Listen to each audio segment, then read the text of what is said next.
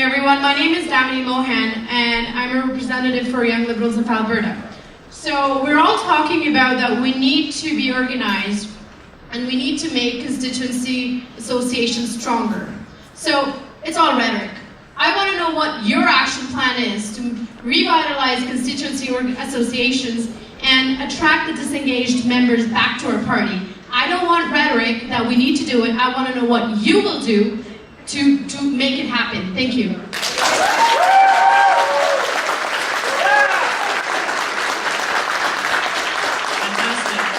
And I want to know when you are planning to run for election. Thanks. Are you asking specifically about constituency associations? Yes? Okay. And to attract the former members back to the party, the disengaged members. Okay. That mostly has to do with outreach, openness, and more women. So outreach is about getting out into the community, but also working with the candidates so that they feel supported, well-trained, and start running campaign colleges so that people feel they know what they're doing and they can get involved in things right away and start to get out and door knock. Also to be more open as a caucus and as a party, webcast, to have Twitter questions coming in, and to use social media as fast turnaround on debate and policy development. And Sky has stood, so Thank you. Laurie sits. Raj? We're going to try and get in as many questions as we can in the next 10 minutes to 15 minutes so that we can cover as many as these possible submitted questions. So I'm going to combine them into some certain categories, and we'll come back to a couple of questions from the floor in a moment. The first question is actually 4 submitted questions, 1 by Twitter and 3 from the audience. Seniors, what the hell are you going to do to help them? We'll begin with Laurie. Microphone, please, if you can pass it down. And keep your responses to 50 seconds, or 45 seconds, sorry, Sky, if you can keep that. Okay, well, most of our seniors are pretty active and involved in their community. Where they need support is in smaller things like home care and particularly housekeeping, which is a big bugbear for me, that helps to keep them in their home. A number of seniors groups have campaigned for a special seniors advocate in different forms that have been suggested to be able to be a central clearinghouse of information and advocacy for a senior, which I think is a good idea and I have supported. We need to include long-term care and palliative care in the continuum of healthcare to support not only seniors but their families.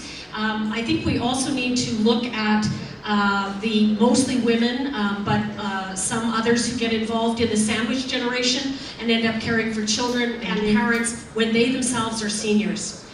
Thank you.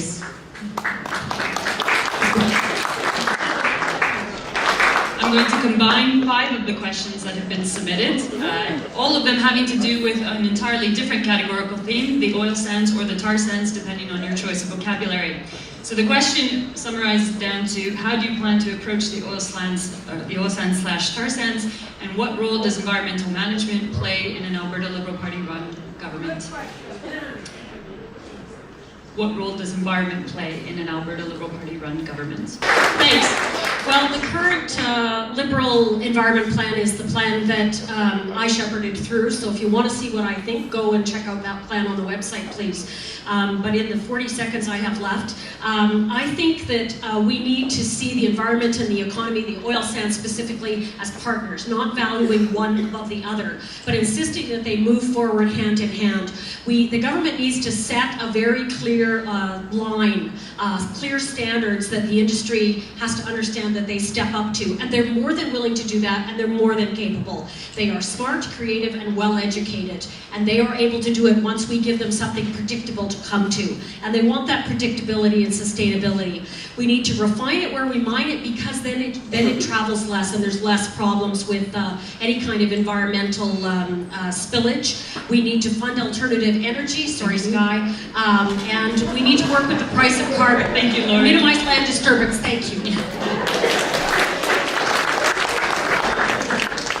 right, so one of the questions, actually 3 of the questions submitted were quite positive. I'm not going to give the candidates a chance to respond to this because rather we're going to put them on some hot coals. But the question was, can you tell us one positive thing about each of your opponents? Rather than asking you to respond to that question, we're going to summarize 5 other questions that were submitted. Each candidate has political disabilities. Raj, you're a turncoat. Laurie, you contemplated the Alberta Liberal Party. Bruce, you're an evangelical. Bill, who the hell are you? And Hugh, you're too old school. So how do you respond to these specific political disabilities?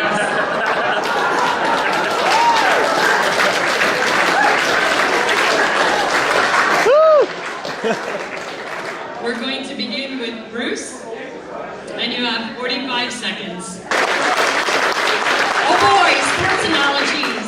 All right, I chose the Liberal Party not once, but twice. And I chose it deliberately and with thought. And I chose it the first time in 1992 when I first joined, was elected in 97. And yes, I was asked to consider joining another party, and I seriously considered it. We're struggling, we know that. There's lots good about the Alberta Liberals, but we're struggling with some things too, and I admit that.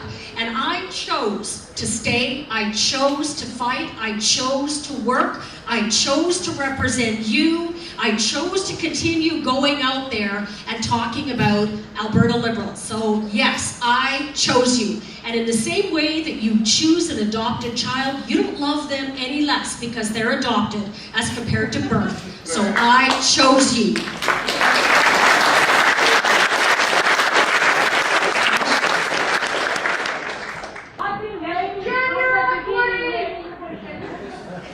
Okay, in the interest of gender equity, we will squeeze out a few more minutes to have 3 questions from the floor, but for the record, there's been gender equity in the questions posed from Twitter and written, so we can go towards the last question. My name is John. The question is for Laurie. Laurie, when you are Premier, what will you do to eliminate poverty in this wealthy province? So we're going to begin. We will begin with Laurie. Thank you, John. Well, we often think of poverty as being a social problem or a justice problem. It's not, it's an economic problem. And I think we have learned a lot about addressing social issues. We know that there's social determinants of health. They're connected to things like poverty, housing, education, support systems. But let's start with the stuff we know. The single most effective program has been the Housing First program. I think we need to take that model and apply it to a number of other ones. People have to have housing before they're going to be safe. They need to have food security so they know where their food is coming from. And this is not a social justice issue. It's an economic issue because every time we don't help people get on their feet, they cost us money in other places. So it's cheaper and more effective and makes a better Alberta if we deal directly with the poverty issues, and we know how. Thank you, Sky.